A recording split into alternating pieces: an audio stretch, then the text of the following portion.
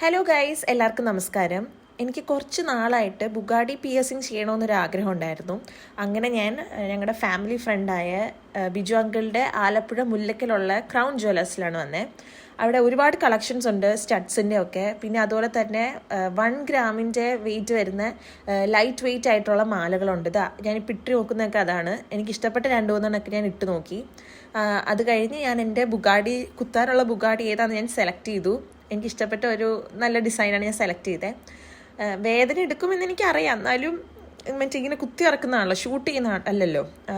നല്ല വേദന ഉണ്ടായിരുന്നു, കുത്തുമ്പോൾ ഒരു വേദന. അത് കഴിഞ്ഞ് കുഴപ്പമില്ല, ഇഷ്ടമായി, എനിക്ക് നന്നായിട്ട് ഇഷ്ടപ്പെട്ടു.